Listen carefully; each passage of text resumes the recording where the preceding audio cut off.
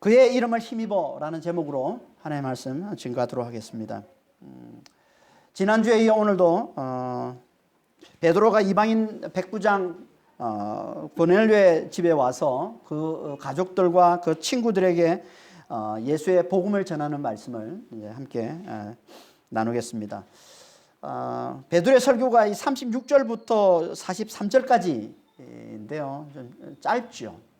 36절부터 43절까지가 이제 베드로의 설교인데요. 그 중에 이제 우리가 지난주 살펴봤던 36절에서 38절 이 말씀은 예수께서 공생애 동안 말씀과 성령의 능력으로 당신의 메시아 되심, 우리를 죄에서 구원할 자 되심을 나타내 주신 것에 대해서 이제 말씀 전하고 있는 것이고, 이제 오늘 우리가 살펴보게 될 이 39절에서 43절 이 말씀은 그 예수께서 마침내 죽으시고 부활하심으로 그 십자가와 그 부활을 통해서 마침내 온 세상의 메시아가 되셨음을 이제 전하고 있는 겁니다. 그래서 39절에 이제 이렇게 말씀을 시작합니다. 우리는 유대인의 땅과 예루살렘에서 그가 행하신 모든 일에 증인이라. 여기 우리는 이제 베드로를 포함한 사도들을 비롯해서 예수님의 공생애 때부터 계속 이제 그분을 믿고 따라온 제자들을 얘기하는 겁니다. 이게 우리는 그들은 다 뭐라는 거예요? 증인들이라는 겁니다. 증인들. 뭐에 대한 증인들입니까? 온 유대인 땅과 예루살렘에서 그분이 행하신 모든 일. 그게 뭐예요? 우리가 지난주 살펴봤던 앞에서 말했던 그분이 공생애 동안 화평의 복음을 전하시며 또 성령의 능력으로 선한 일을 행하시고 마귀에 눌린 모든 자들을 고치시는 그 모든 것들, 그 모든 것들을 직접 보고 목격한 증인들이라는 겁니다. 그러니까 베드로는 지금 자기가 하는 말은 누군가로부터 들어서 하는 말이 아니라 직접 목격한 걸 얘기하는 거라는 거예요. 지금 자기가 직접 목격했다는 겁니다. 그분이 복음을 전하시면서, 화평의 복음을 전하시면서 성령의 능력으로 선한 일들을 행하시고 마귀에 눌린 모든 자들을 고치시는 그 일들을 자기가 직접 다 봤다는 거예요. 그걸 얘기하는 거라는 겁니다. 그리고 자기가 직접 보고 또 목격한 건 그것만이 아니라는 겁니다. 그보다 훨씬 더 놀라운 일을 목격했다는 거예요. 그게 뭐예요? 그분이 죽으시고 부활하셨다는 거예요. 그걸 이제 말씀하고 있는 게 39절 후반절에서 40절까지 말씀이죠. 그를 그들이 나무에 달아 죽였으나 하나님이 사흘 만에 다시 살리사 나타내시되. 예수님이 죽으시고 부활하신 걸 말하는 겁니다. 이 사도들이 전하는 복음의 핵심입니다. 이게 그분이 죽으시고 부활하시면. 베드로도 이 복음, 이 핵심을 지금 전하고 있는 겁니다. 먼저는 그분이 죽으셨다는 거죠. 성령의 능력으로 놀라운 능력을 행하시고, 그래서 수많은 구원을 베풀어 주신, 병자를 고치고 수많은 구원을 베풀어 주시는 그분을 그들이 나무에 달아 죽였다. 그들이 누굽니까? 유대인이죠. 유대인입니다. 성경에서는 우리 앞에서 사도행전 2장과 3장에서도 살펴봤지만 성경에서는 항상 유대인들이 예수님을 죽였다 이렇게 얘기를 합니다. 그러니까 유대인들이 로마인의 손을 빌려서 예수를 죽였다. 그러니까 예수를 죽인 자는 유대인들이다. 이렇게 계속 말씀을 하고 있습니다. 유대인들이 누구예요? 예수님께서 당신의 그 놀라운 능력을 나타내셔서 수많은 병자들을 고치고 또 귀신을 쫓고 가난한 자를 도와서 놀라운 구원을 베풀어 주신 분이잖아요. 그들 가운데서 그렇게 놀라운 구원을 베풀어 주신 그분을 그들이 어떻게 했다고요? 그들이 나무에 달아 죽였다는 겁니다. 십자가에 매달아 죽였다는 겁니다. 십자가는 당시에 가장 잔인한 처형 방식이라고 했습니다. 그것도 가장 잔인한 방식으로 그분을 죽였다는 거예요. 뭘 보여주는 겁니까? 그들이 완악함이죠. 이 세상의 완악함. 유대인들을 들어서 이 세상의 완악함을 지금 보여주고 있는 거예요. 세상은요, 아무리 선한 일을 많이 해도요, 자기에게 해가 되고 자기에게 덕이 되지 않고 자기에게 해가 될 것 같으면 가차없이 죽이고 마는 것, 가차없이 제거하고 마는 것, 이게 뭐예요? 이게 세상의 완악함 아닙니까? 네, 그걸 보여주고 있는 겁니다. 그러니까 그런 그분을 하나님이 어떻게 하셨다? 다시 살리셨다. 이게 하나님의 능력이죠. 하나님의 능력. 세상과 구별되는 하나님만이 나타내실 수 있는 능력을 대표하는 게 뭐예요? 그게 죽은 자를 살리는 거죠. 부활의 능력이죠. 그러니까 우리가 하나님을 믿을 때, 하나님을 믿는다고 할 때 우리 믿음의 핵심이 뭐가 되어야 된다는 거예요? 부활이에요. 부활이에요. 그게 제대로 믿는 거예요. 만약 이게 아니면 내가 하나님을 믿는다고 하는데 부활을 제대로 믿지 못하고 있다. 그러면 하나님 믿는 게 아니죠. 그냥 말씀이 좋아서 말씀만 들으면 너무 마음이 편해져. 그래서 믿는다. 그건 아니에요. 하나님 그거 믿음으로 보시잖아요. 제대로 하나님 믿는데 하나님의 능력, 하나님의 부활의 능력을 믿는 걸 하나님께서는 제대로 하나님을 믿는 거라고 보신다는 겁니다. 그러니까 우리는 진짜 하나님께서 죽은 자 가운데서 부활을 주시는 하나님의 놀라운 그 능력을 우리에게 주시는 분이시라는 것을 내가 제대로 믿고 있는지를 늘 우리가 확인해 봐야 돼요. 부활을 주시는 분이라는 걸 잘 확인해야 됩니다. 이걸 놓치고 있으면요, 실제로 우리가 하나님을 믿으면서도 늘 이 세상에 일어나는 일들로 인해서 우리가 참 낙심할 때가 많습니다. 이 부활의 능력을 놓쳐버리면 이걸 잘 붙으셔야 돼요. 이게 믿음의 핵심입니다. 하지만 이건 우리 힘으로 믿을 수가 없는 거죠. 아무리 믿는다고 해도 우리 힘으로는 안 돼요. 우리 지혜로는 안 되죠. 죽은 자가 살아나는 게 어디서 세상에. 그런 일이 없었잖아요. 그러니까 우리 힘으로, 우리 지혜로, 우리 머리로는 절대 믿을 수 있는 게 아니에요. 그래서 하나님께서 어떻게 하셔야 돼요? 직접 그걸 나타내 보여주시든지, 죽은 자가 살아나는 걸 보여주시든지, 아니면 성령 안에서, 성령께서 우리 안에 들어오셔서 그걸 믿게 해주시든지. 그래야만 우리가 이 부활을 믿을 수가 있는 겁니다. 그래서 성령이 아직 임하시기 전 그때 하나님 어떻게 하셨어요? 제 아들에게, 공생애 때부터 예수님을 따라다닌 이 제 아들에게 하나님께서 어떻게 하십니까? 그분이 죽으시고 부활하신 걸 나타내 보여주셨다는 겁니다. 나타내 보여주셨다는 거예요. 그걸 누구에게만 보여주셨다고 그래요? 하나님 미리 택하신 자들만. 그걸 41절에 이렇게 말씀하고 있죠. 모든 백성에게 하신 것이 아니요 오직 미리 택하신 증인 곧 죽은 자 가운데서 부활하신 후 그를 모시고 음식을 먹은 우리에게 하신 것이라. 모든 백성에게 하는 게 아니라, 그러니까 일반 사람들에게 다 하나님께서 예수님의 이 부활을 모든 사람들에게 다 나타내 보여주신 게 아니라 누구에게만 보여주셨어요? 미리 택하신 증인들한테 보여주셨다는 거예요. 그들이 누구냐면, 그 증인들이 누구냐면 죽은 자 가운데서 부활하신 후 그를 모시고 음식을 먹은 우리들. 그분이 죽으시고 부활하시고 난 다음에 그 부활하신 그분과 함께 먹고 마신 우리들이 바로 그 증인들이라는 거예요. 우리들에게만 나타내 보여주셨다는 거예요. 지금.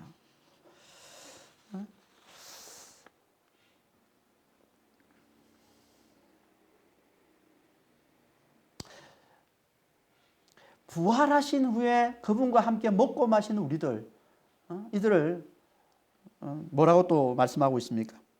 미리 택하신 자 이렇게 얘기하고 있죠. 미리 택하신 자, 미리 택하신 증인, 미리 택하신 증인. 미리 택하셨다는 거예요. 그래서 예수님을 따라다니는 자는 공생애부터 예수님 앞에 나와서 예수님의 말씀을 듣고 예수님을 믿고 예수님을 따른 자들, 예수님의 제자들은 하나님께서 뭐 하신 자들? 미리 택하신 자들이다. 택하신 증인이다. 이렇게 말씀하고 있어요. 증인이다. 이게 무슨 말이에요, 이 말에? 이 말은 하나님께서 이들을 예수의 부활의 증인이 되도록 미리 택하셨다는 겁니다. 그러니까 이들이 공생애 때부터 부활 때까지 그분과 함께 있는 자, 그분과 함께 먹고 마시는 자, 그러니까 그분이 제자가 된 건, 그분을 따르는 제자가 된 건 하나님께서 그들을 예수의 부활의 이 증인으로 삼기 위해서 그들을 미리 택하셨기 때문에 그렇다는 겁니다. 뭘 말하는 겁니까? 하나님은요, 하나님께는 누구도 우연이 없다는 거예요.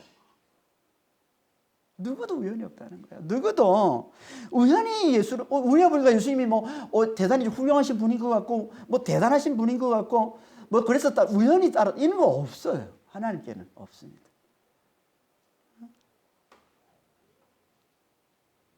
그래서 예수님께서 이렇게 말씀하시는 거예요. 요한복음 6장 44절에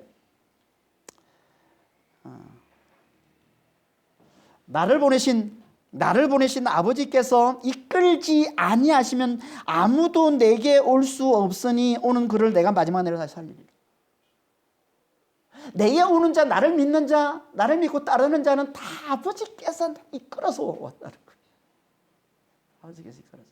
지금도 마찬가지예요. 그렇지 않아요? 우리가 예수님 앞에 나와서, 말씀 앞에 나와서, 이 복음 앞에 나와서 복음을 듣는 건요, 복음을 듣고 우리가 예수를 믿는 건 다 뭐라는 거예요? 아버지께서 이끌어서 왔다는 거예요. 하나님께 이끌려온 자들이라는 거예요. 하나님께 미리 택함 받은 자라는 거예요. 하나님께서 택하셔서 끌고서 이렇게 오시는 거예요. 예수님 앞에 나와서 예수님 말씀 듣게 하시고, 십자가의 복음을 듣게 하시고, 그래서 예수를 믿고 그 복음을 믿고 예수를 따르는 자가 되게 주셨다는 겁니다.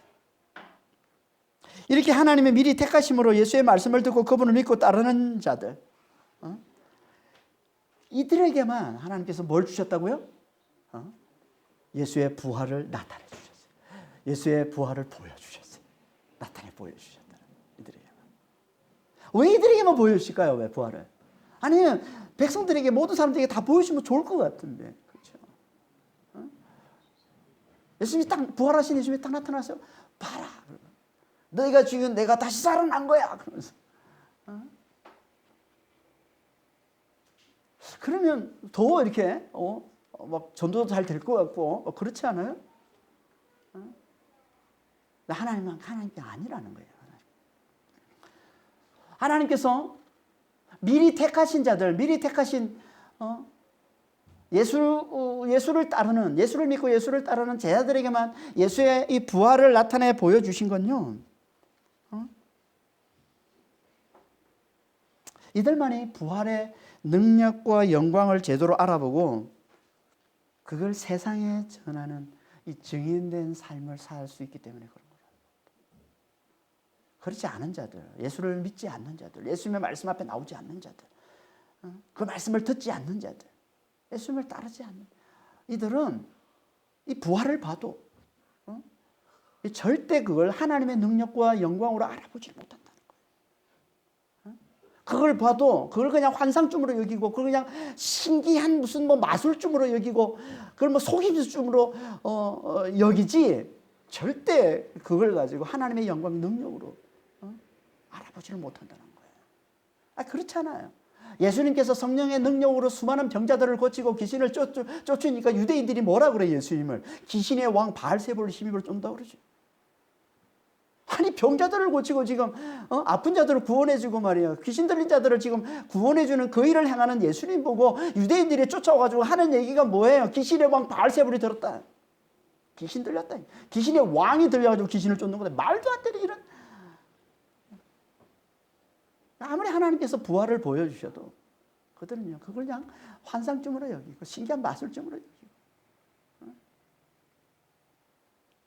그거 가지고도 하나님을 모욕할 줄 잘 아시기 때문에, 모욕할 게 뻔하기 때문에 하나님께서 그들에게는 나타내 보여주지 않는다는 거예요, 부활을. 무슨 말이에요?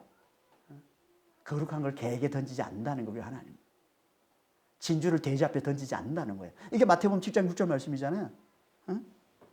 거룩한 것을 개에게 주지 말며 너희 진주를 돼지 앞에 던지지 말라. 그들이 그것을 발로 밟고 돌이켜 너희를 찢어 상하게 할 거니라.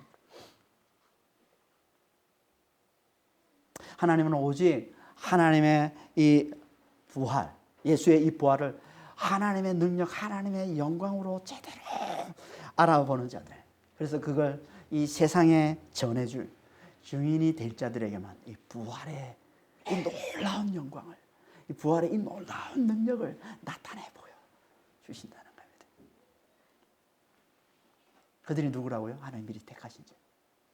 그들이 누구라고요? 예수님을 믿는 자. 예수님 말씀 앞에 나와서 예수님 말씀을 듣고 예수를 믿는 자. 지금도 마찬가지입니다. 지금은 뭐 예수의 부활을 직접 눈으로 이렇게 나타내 보여주지는 않죠. 지금 어떻게 하나님께서 우리에게 부활을 나타내 주십니까? 성령 안에서. 성령 안에서 부활의 능력을 맛보게 해주시고 부활의 능력을 누리게 해주시죠. 성령 안에서 부활을 깨닫게 해주시죠. 성령 안에서 부활의 그 기쁨을, 부활의 그 평강을 누리게 해주십니다. 성령 안에서.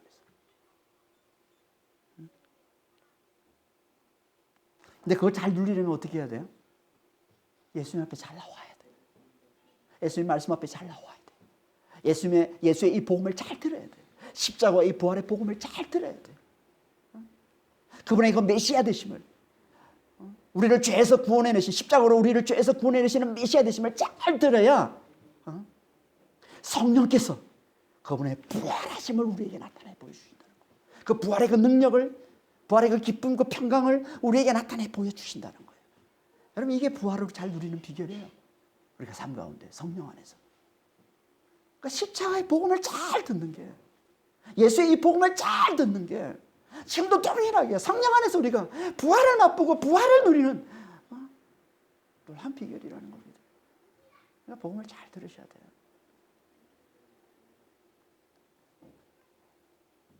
그렇게 그분의 십자가와 부활의 복음을 잘 듣고 잘 믿음으로 성령 안에서 부활을 맛보고 누리게 되면 어떻게 된다고요?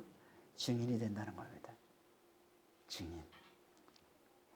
예수의 부활을 전하는, 예수의 복음을 전하는 증인, 증인된 삶을 산다는 거예요. 하나님의 궁극적인 관심은 우리가 예수의 부활의 증인이 되는 거예요. 세상의 이 복음, 예수의 이 부활의 이 복음을 세상에 전하는 증인이 되는 겁니다. 오죽하면 하나님께서 우리에게 성령을 부으신 목적을 뭐라고 얘기합니까? 땅 끝까지 이르러 내 증인이 되리라. 예수의 증인 되게 하시려고 성령을 우리에게 부으시다 그러잖아요. 예수의 증인 되게 하시려고. 그 의미를 담아서 성경에서는 자주요, 예수를 믿는 자를 증인이라고 얘기하고 그러잖아요. 오늘 본문에서도 하나님 미리 택하신 자 증인, 하나님 미리 택하신 자를 증인이라고 그래요. 예수를 믿는 자를 증인이라고 그래요. 그리고 구약에서도 하나님 백성 이스라엘을 뭐라 불러요? 하나님의 증인이라고 그래요. 증인. 이사야서 43장 30절입니다. 나 여호와가 말하노라 너희는 나의 증인 나의 종으로 택함을 입었나니 이는 너희가 나를 알고 믿으며 내가 그인 줄 깨닫게 하려 합니다. 하나님께서 이스라엘을 택하신 건요, 하나님을 알고 믿음으로 세상에 하나님을 드러내는 하나님의 증인으로 삼기 위해서 그렇다는 거예요.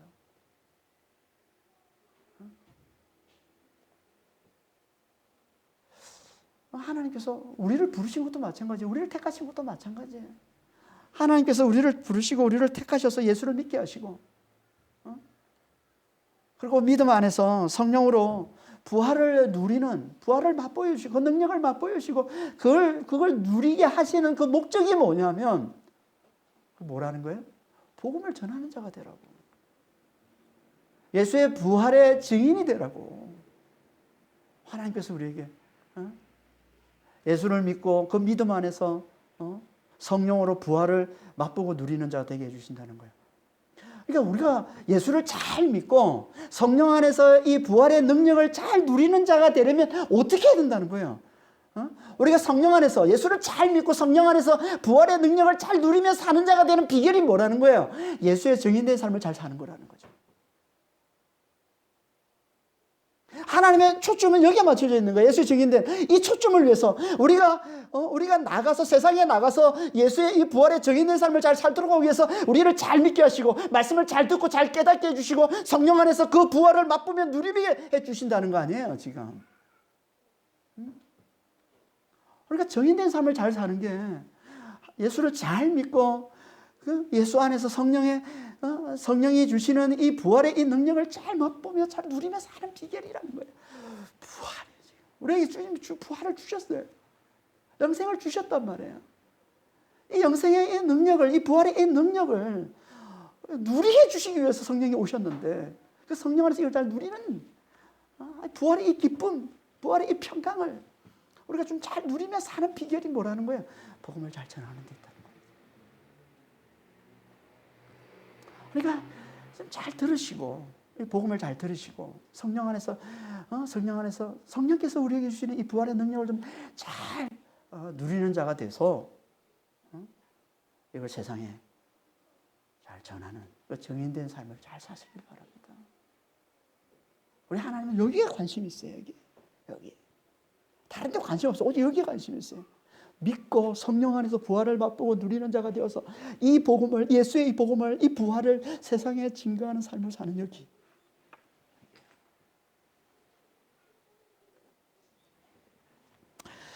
이렇게 우리가 예수의 십자가와 이 부활의 증인된 삶을 사는 이것을 42절에서는 뭐라고 말씀하고 있습니까? 다른 말로 이게 예수의 산자와 재판자의 예수와 산자와 죽은 자의 재판장이 되심을 전하는 것이라고 얘기하고 있어요. 42절 한번 볼까요? 우리에게 명하사 백성에게 전도하되 하나님이 살아있는 자와 죽은 자의 재판장으로 정하신 자가 곧 이 사람인 것을 증언하게 하셨고, 예수의 복음, 예수의 부활을 전하는 이것을 뭐라고 그러냐면 예수의 산자와 죽은 자의 재판장 되심을 전하는 거라는 거예요. 이걸 제사들에게 명하셨다는 거예요. 이걸 제사들에게 명령하셨다는 거예요.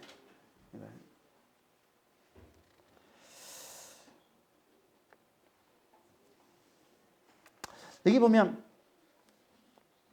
여기도 42절에서도 증언이라는 단어를 쓰고 있고 또 43절에서도 또 증언이라는 단어를 또 쓰고 있어요. 앞에서 증인이라는 단어를 쓰고 있고, 그러니까 오늘 본문 이 39절에서 43절 요 짧은 요 본문 안에만 이 증거라는 단어가 4번이나 나와요. 그러니까 하나님이 우리의 이 증인됨을 얼마나 중요하게 여기시는지 이 말씀만 봐도 우리가 잘 알 수 있습니다. 증인된 삶을 사는 게 얼마나 중요하게 여기시는지는. 여기 정언이라는 단어는 정확히 번역하면 확실히 정언하는 거예요. 확실히 정언하는 거예요.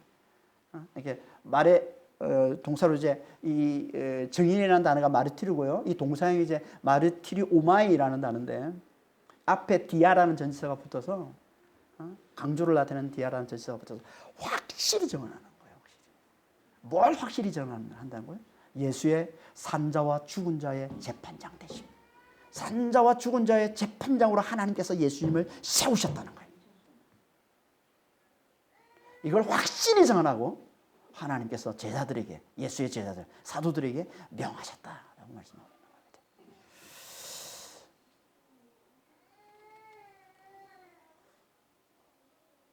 재판장. 재판장이 뭐예요? 이 재판장 크리테스인데요. 크리테스라는 이 말은 뭐 판단하다 이런 말이에요. 원래 판단하다, 심판하다라는 말에서 나온 건데요. 그러니까 이 재판장은 심판자라는 뜻도 되는 겁니다. 심판자. 재판장, 심판자 이런 뜻인데요. 재판장이 뭐 하는 거예요? 재판장. 그럼 우리가 뭐 요즘 이제 워낙 이 뭐 사법부 얘기가 많이 나오고 해서 잘 알죠. 이제 재판은 뭐 하는 거예요? 재판장이 하는 일이 죄 유무를 판단해서 죄 있는 자는 벌하고 죄 없는 자 의인은 어떻게 해요? 구원해내는 일을 하는 거죠. 이게 재판장이에요. 재판장 하는 일이에요. 그러니까 산자와 죽은 자의 재판장은 뭘 하는 겁니까? 산자와 죽은 자, 산자나 죽은 자 이게 누구예요? 지금까지 이 세상에 존재해왔던 모든 자들을 얘기하는 거예요. 산자나 죽은 자 다. 인류 역사 속에 존재해왔던 모든 자들의 그 죄의 유무를 판단해서 그들 중에 죄인들은 다 철저히 멸하고 죄가 없는 자들, 그들을 온전히 구원해내는 자. 이건 누구예요? 최종 심판자죠. 심판자. 이분이 누구시라고요? 이분이 예수시라는 거예요. 죽은 자 가운데서 부활하신 예수.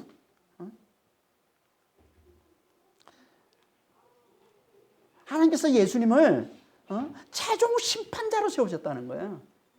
세상에 있는 모든 자들, 세상의 모든 자들 중에 죄 있는 자들은 다 철저히 멸하시고 죄 없는 자들은 반드시 구원해 내시는 최종 심판자로 세우신 분, 이분이 예수시라는 거예요. 죄의 유무를 판단해서. 그러면 예수께서 죄를 보는 기준이 뭡니까?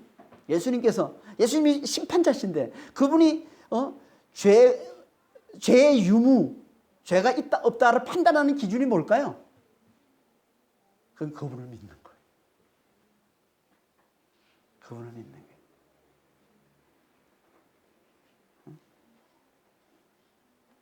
그분의 메시아 되심을, 그분의 말씀을 듣고 그가 우리를 구원하기 위해 하나님이 보내시는 메시아 되심을 믿는 거예요. 그분이 우리를 구원하기 위해서 지신 이 십자가가 하나님께서 우리를 구원해내시는 능력임을 알아보는 거예요. 그걸 믿는 거예요. 그게 있냐 없냐? 이 믿음이 있냐 없냐? 예수의 메시아 되심을 믿냐 믿지 않느냐? 이게 죄 기준이라는 거죠. 그러니까 이 믿음이 있으면 죄가 없는 것이고 이 믿음이 없으면 죄인이라는 겁니다. 여러분, 이게 죄예요. 성경에서 말하는 죄는 예수를 믿느냐 믿지 않느냐, 예수의 메시아 되심을, 예수님의 그 십자가가 하나님 우리를 구원해주시는 능력으로 믿느냐 믿지 않느냐, 이게 죄예요. 뭐야. 그래서 로마서 14장 23절에 이렇게 말씀하고 있는 거예요. 믿음을 따라 하지 아니하는 것은 다 죄니라. 정확히 말하면 믿음에서 나오지 않는 건 다 죄다. 믿음에서 나오는 사람. 그러니까 예수를 믿으면 죄가 없는 것이고 예수를 믿지 않으면 죄가 있다는 겁니다. 예수께서 내 모든 죄를 짊어지시고 십자가에 달리셔서 나를 구원해 내신 메시아 되심을 믿으면 죄가 없어요. 하지만 그걸 믿지 않으면 죄가 있다는 겁니다. 이걸 갈라디아서 2장 20절 말씀을 하면 뭐예요? 그리스도와 함께 내가 죽고 이제 내 안에 그리스도가 사심을 믿으면 죄가 없는 것이고, 이걸 믿지 않으면, 이걸 믿지 않고서 내 안에 그리스도 하심을 알아보지를 못하고 그걸 믿지 못하고, 그래서 그리스도를 붙들지 않으면, 그리스도 안에서 하나님의 말씀과 성령을 붙들지 않으면, 늘 자기의 생각을 붙들고 살아가면 그게 뭐라는 거예요? 그게 죄라는 거예요. 그게 죄. 이들은 예수께서 어떻게 하신다고요? 다 철저히 멸하신다는 거예요. 예수께서 다 철저히 멸하시는 거예요. 예수님을 믿지 않는 자들은, 오직 예수님을 믿는 자, 예수님과 함께 내가 죽고 이제 내 안에 그리스도가 사심을 알아보고 그리스도만을 굳게 붙드는 자, 그 그리스도 안에서 하나님의 말씀과 성령을 굳게 의지하며 사는 자, 이들만 예수님께서 반드시 구원해 내신다는 겁니다. 이게 산자와 죽은 자의 재판장 대신 예수님의 심판이야. 예수를 믿는 자는 구원해 내시고 그렇지 않은 자는 다 철저히 멸하시고, 이걸 예표로 잘 보여주고 있는 게 사사기에 나오는 사사들. 여러분, 재판장이라는데 재판장이 이제 헬라어로 크리테스입니다. 이걸 히브리어로 하면 쇼페트인데 이 쇼페트가 바로 사사예요, 사사. 그러니까 재판장이라는 말은 또 다른 표현이 사사인 겁니다. 같은 말이에요, 같은 단어예요. 사사. 이 재판장이라는 말이 재판장. 사사기에 보면 하나님께서 보내신 이 사사들, 재판장, 심판자로 하나님이 보내시는 이 사사들을, 이 사사들이 하는 일이 뭡니까? 12명의 사사가 나오는데 12명의 사사들이 하는 일이 뭐예요, 다? 하나님을 믿지 않는 나라들을 다 철저히 멸해서 하나님만을 간절히 찾고 의지하는 하나님의 백성 이스라엘을 구원해내는 일을 하죠, 사사들이다. 사사는 다 그거 하는 겁니다. 기도원도 그거 했고 삼손도 그거 했고 다 그거 했어요. 드보라, 유일한 여자 사사인 드보라도 그거 한 겁니다. 하나님 믿지 않는 나라들은 다 철저히 멸하고 하나님만을 간절히 찾고 의지하는 이스라엘, 하나님의 백성들 이스라엘을 반드시 구원해내는 일을 한 자들, 이게 사사들이에요. 이게 뭐예요? 이게 예수님이 하실 일을, 장차 예수님께서 종말에 오셔서, 예수님이 오셔서 산자와 죽은 자의 재판장이 되셔서 행하실 그 일을 예표로 미리 보여주는 거잖아요. 그런 것처럼 예수님께서도 일을 하신다는 거예요. 하나님을 믿지 않는 자, 곧 예수를 믿지 않는 자. 신약에서는 신약에서는 하나님이 곧 예수가 곧 하나님입니다. 예수를 믿는 게 하나님을 믿는 거예요. 그래서 예수의 십자가를 뭐라고 그래요? 하나님의 능력, 하나님의 구원의 능력이라고 그러잖아요. 그러니까 예수를 믿지 않는 자, 예수를 멸시하고 그리스도를 멸시하고 무시하는 자들은 다 철저히 멸하시고, 예수만을 굳게 의지하는 자, 그리스도만을 굳게 의지하는 자, 애들 하나님께서 반드시 구원해 내신다는 겁니다. 이게 예수의 산자와 죽은 자의 재판장 대심이라는 거예요. 이걸 전하라는 거예요. 이걸 확실히 증거하라는 거예요. 뭘 전하라는 거예요? 예수를 믿으면 구원이요, 예수를 믿지 않으면 멸망임을 전하라는 거죠.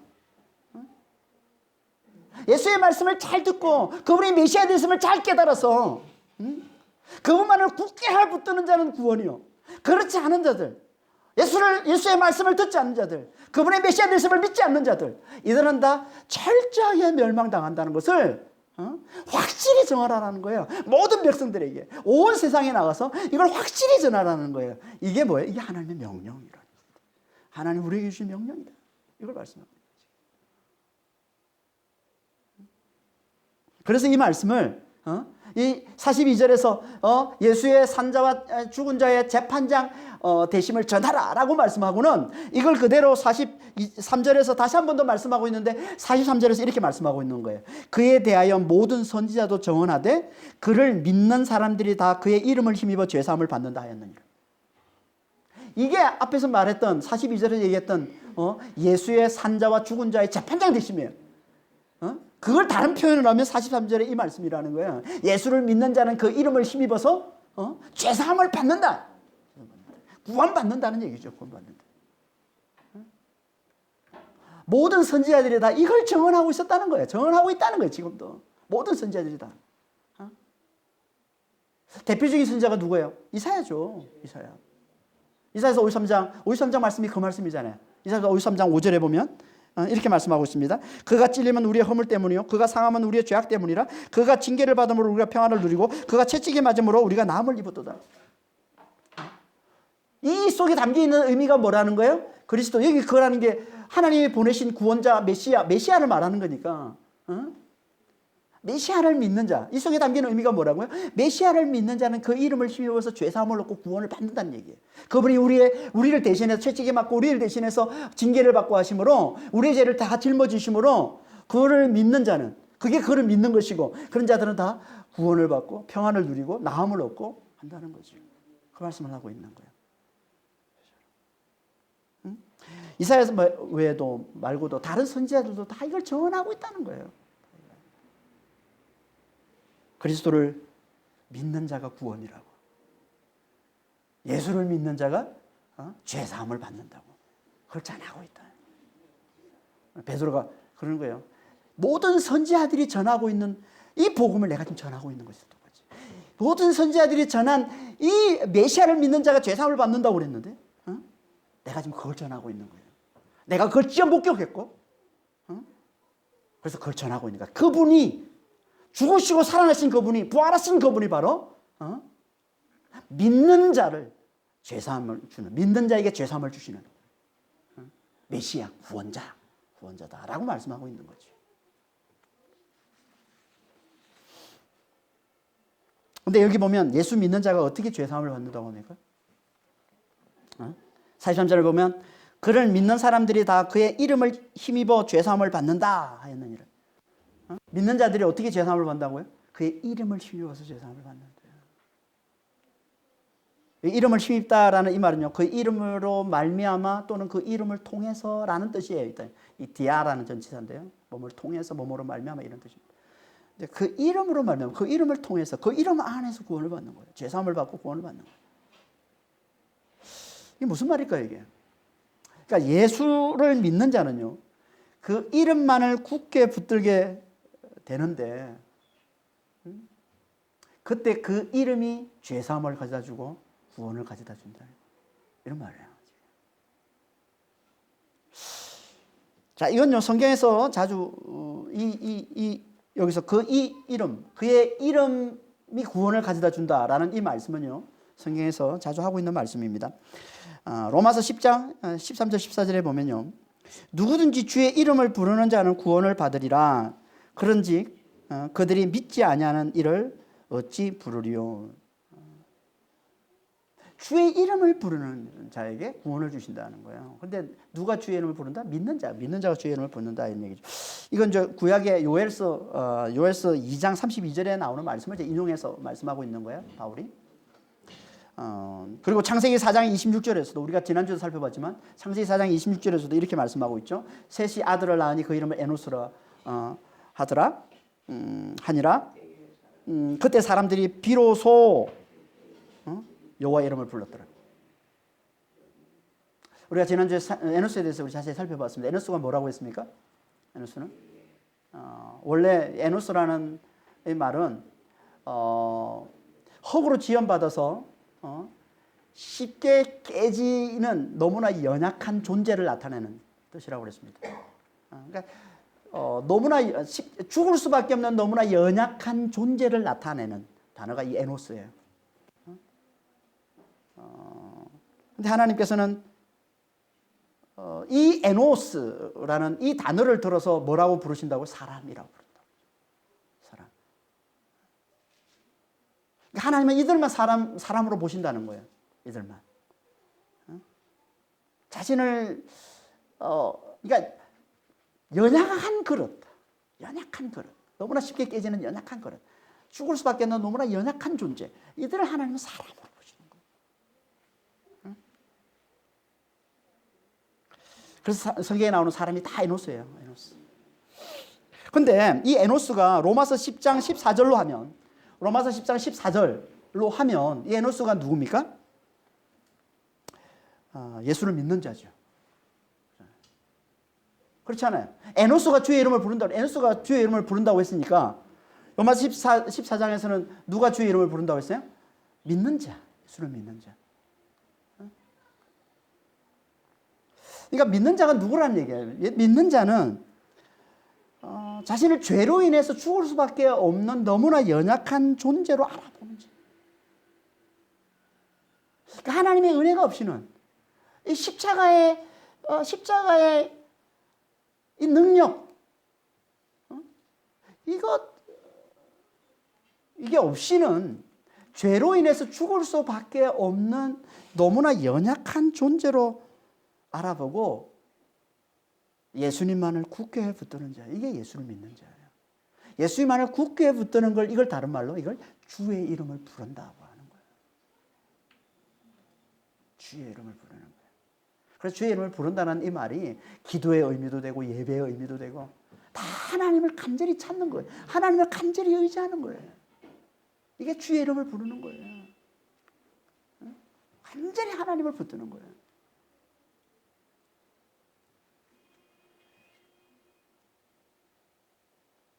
이렇게 주의 이름을 부른다. 이렇게 간절히 주의 이름을 부르는 자들, 이들에게 하나님이 어떻게 구원을 베풀어 주세요? 이들에게 주님께서 그리스도께서 어떻게 구원을 베풀어 주세요?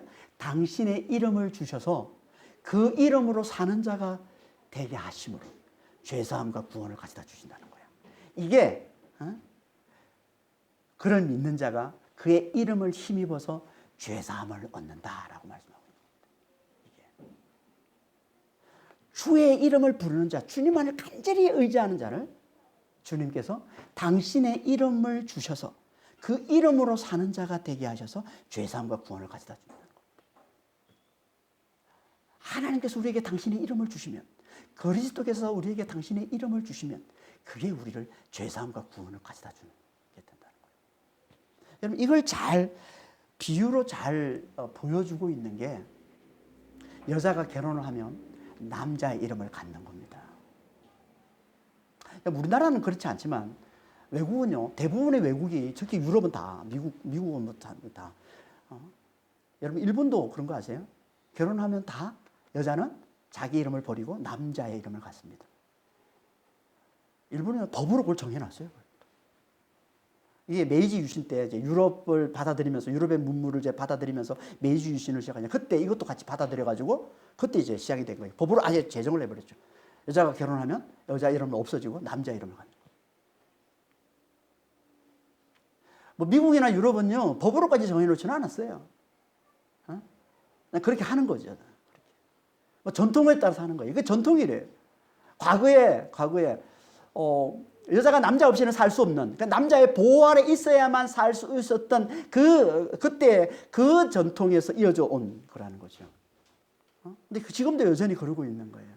그래서 결혼하면 여자는 자기 이름을 버리고 남자 이름을 갖게 되는 거죠. 근데 재밌는 건요, 성경에서도 이와 같은 말씀을 하고 있다는 거 아세요? 그러니까 이렇게 여자가 결혼을 하면 남자 이름을 갖게 되는 건 어떻게 보면 성경에서 나온 전통인 거예요. 성경에서도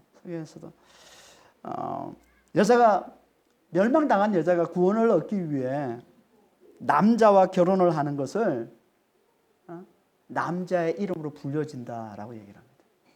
남자의 이름으로 불려진다. 아무데 볼까요? 이사야서 4장 1절입니다. 그날에 7 여자가 한 남자를 붙잡고 말하기를 우리가 우리의 떡을 먹으며 우리의 옷을 입으리니 다만 당신의 이름으로 우리를 부르게 하여 우리가 수치를 면하게 하라. 이게 멸망당한 이스라엘에 대한 비유입니다. 이제 이사야서 4장 1절 말씀이 멸망당한 이스라엘에 대한 비유의 말씀이에요. 그때 이제 남편을 멸망당했으니까 남자들이 전쟁에 다 죽었을 거 아니에요. 그러니까 여자들만 남았을 거 아니에요. 그러니까 남편을 잃은 모든 여자들이 이제 한 남자에게 와서 결혼해 달라고 하는 겁니다. 결혼해 달라. 그래서 우리를 수치를 면하게 해달라. 멸망에서 구원해 달라. 그러니까 남자의 보호 아래 있으면 여자가 구원을 받을 수 있는 거거든요. 그렇잖아요. 당신은 양육강식의 시대이기 때문에 여자는 혼자 살 수가 없어요. 과거 때는. 그래서 남자의 보호, 그걸 뭐라고 그러냐면 그 남자의 보호 아래에 들어가는 거. 그 남자와 결혼해서 그 남자의 보호 아래에 들어가는 거를 남자의 이름으로 불려진다 그러는 거예요. 우리를 당신의 이름으로 불려지게 해서 우리를 구원해 주소서 이 말씀하고 있는 거예요. 그런데 이거 아세요? 성경에서는요 여자와 남자, 아내와 남편의 이 관계를 자주 뭐에 대한 비유로 말씀하세요? 구약에서는 하나님의 백성 이스라엘과 하나님의 관계, 신약에서는 교회와 그리스도의 관계를 자주 비유로 말씀하고 있는 거죠. 한번 보겠습니다. 호세아서 2장 16절에 여호와께서 이르시되 그날에 네가 나를 내 남편이라 하고, 이건 네는 이스라엘을 얘기하는 겁니다. 하나님의 백성 이스라엘을 얘기하는 거예요. 네가 나를 네 남편이라. 에베소 5장 31, 32절에 보면 사람이 부모를 떠나 그의 아내와 합하여 그들이 한 육체가 될지니 이 비밀이 크도다. 나는 그리스도와 교회에 대하여 말하노라.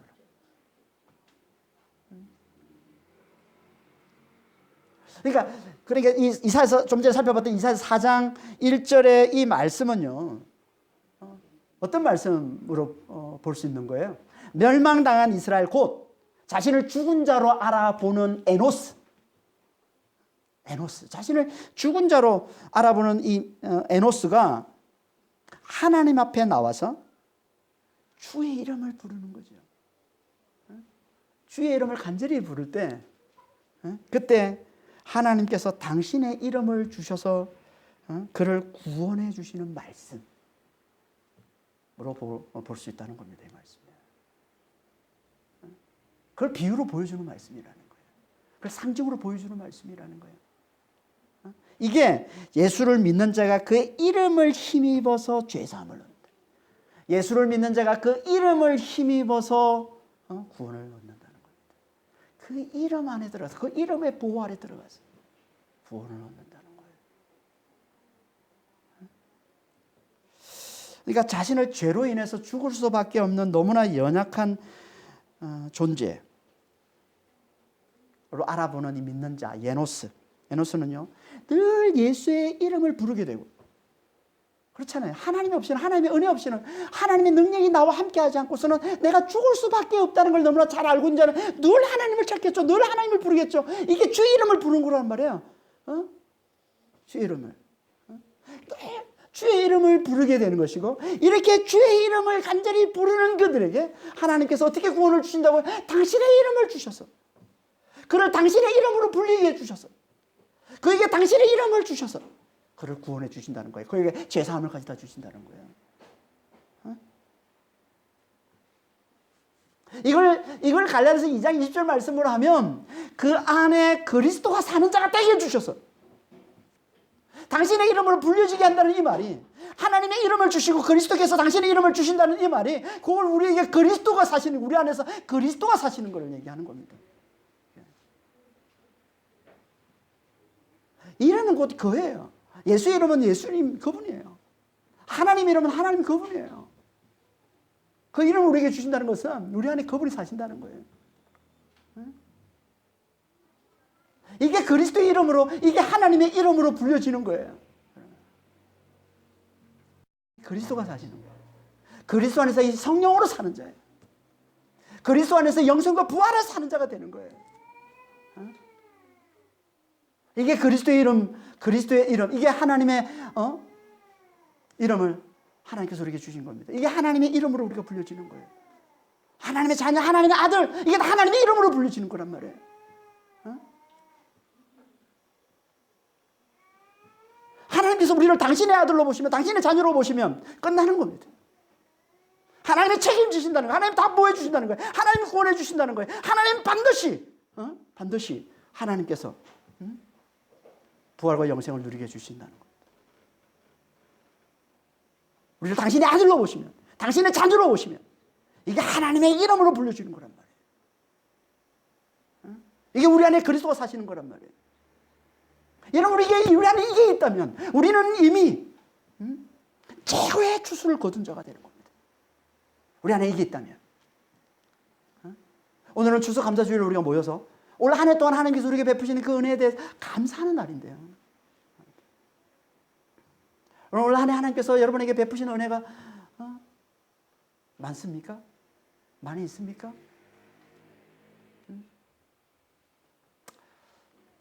솔직히 올 한 해 하나님께서 우리에게 베푸시는 은혜가 그렇게 많지 않아도 괜찮습니다.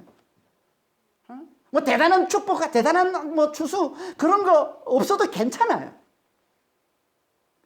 우리에게 하나님께서 당신의 이름을 주셨다는 것만 알면, 우리가 그 하나님의 이름으로 불려지는 존재라는 것만 알면, 우리 안에 그리스도가 사신다는 것만 알면, 우리가 그리스도 안에서 성령으로 사는 자라는 걸 알면, 그리스도 안에서 우리가 영생과 부활을 사는 자라는 것만 알면,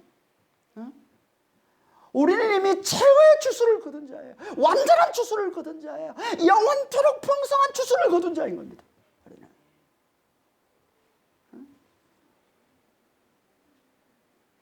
우리가 추수감사주일날 이렇게 모여가지고 하나님께 감사하는 건요, 이걸 확인하는 거예요. 이걸 확인하는 거예요.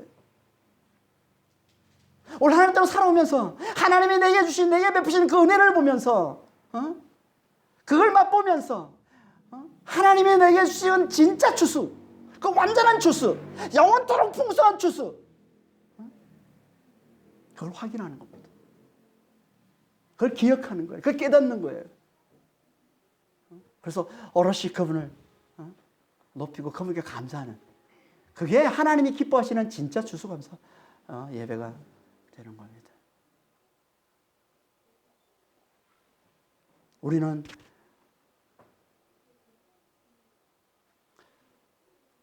진짜 추수, 완전한 추수, 영원토록 풍성한 이 추수를 가진 자가 맞습니까? 얻은 자가 맞나요? 거둔 자가 맞나요? 맞습니까? 이게 있어야죠, 이게. 다른 날은 몰라도 오늘만큼은 이게 분명하게 확인을 해야 됩니다. 우리 안에서 이게 확인돼야 돼요. 우리가 진짜 추수를 거둔 자, 완전한 추수를 거둔 자, 영원토록 풍성한 추수를 거둔 자, 절대 빼앗기지 않는 추수를 거둔 자, 이게 우리라는 걸 오늘 하루만큼은 분명하게 우리가 확인해야 되는 겁니다. 이게 추수감사주일이에요. 어떻게 우리가 이걸 확인한다고요? 어떻게 해요? 어떻게 해야 우리가 하나님께서 우리에게 주신 이 놀라운 추수를 가진 자가 되는 겁니까? 주의 이름을 간절히 부를 때, 에노소가 되어서 주의 이름을 간절히 부를 때. 그래서 우리를 뭐라고 그래요? 예수 믿는 자를 뭐라고 그래요? 고린도후서 4장 7절에 예수 믿는 자를 뭐라고 그럽니까? 질그릇 속에 보배를 가진 자라고 그러는 거예요. 질그릇 속에 보배를 가진 자, 이게 예수 믿는 자예요. 이게 그리스도인이에요. 이게 하나님의 자녀란 말이에요. 질그릇 속에 보배를 갖은 자. 이 보배가 뭐라고 그래? 하나님의 힘이 큰 능력. 힘이 큰 능력. 그래서 우겨쌈을 당해도 쌓이질 않냐고. 답답한 일을 당해도 낙심하지 않냐고. 응?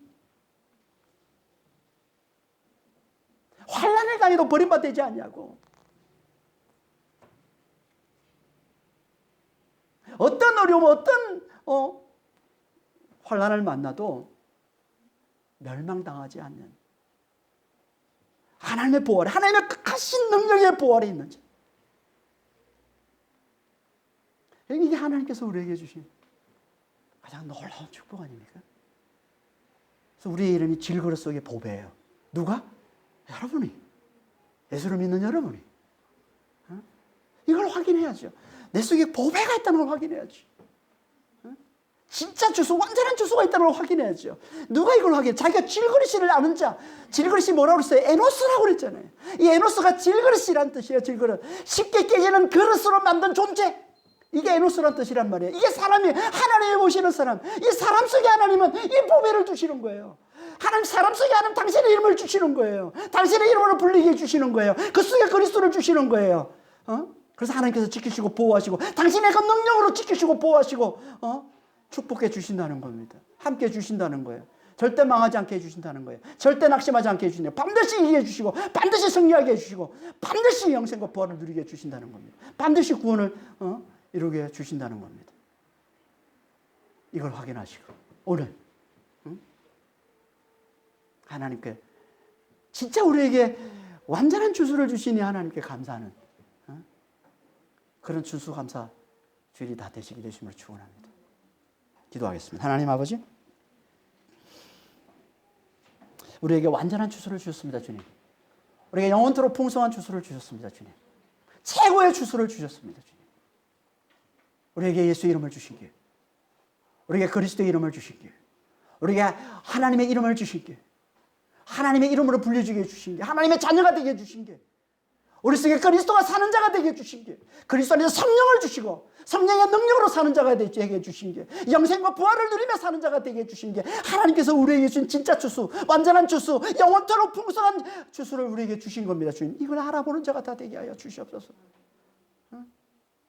질그릇 속에 보배를 가진 자임을 알아보는 자가 되게 하여 주시옵소서. 주님, 이를 위해서 주여 정말 주의 말씀을 늘 잘 듣고 십자가의 복음을 잘 듣고 내가 에노스임을, 내가 질그릇임을, 하나님의 은혜 없이는 쉽게 깨질 수밖에 없는, 죽을 수밖에 없는 너무나 연약한 존재임을 잘 알아보고 주의 이름을 날마다 간절히 부르짖는 자가 될 수 있도록 이들에게 주님께서 당신의 이름을 주셔서 보호해 주시고 책임져 주시고 반드시 구원해 주신다고 하셨사오니 주여, 저희는 정말 주의 이름을 간절히 부르는 자가 되게 해주셔서 늘 이 하나님의 이름을 힘입어서 아버지의 구원을 누리며 사는 자가 될 수 있도록 하나님 신이 완전한 주수를 성령 안에서 있어 맛보며 살다가 장차 주님 오신 다시 오시는 그날에 영원토록 아버지 하나님의 주수를 영원토록 누리며 사는 자가 될 수 있도록 저희를 축복해 주시고 주님 인도하여 주시옵소서. 감사하며 우리 주 예수 그리스도로 기도합니다. 아멘.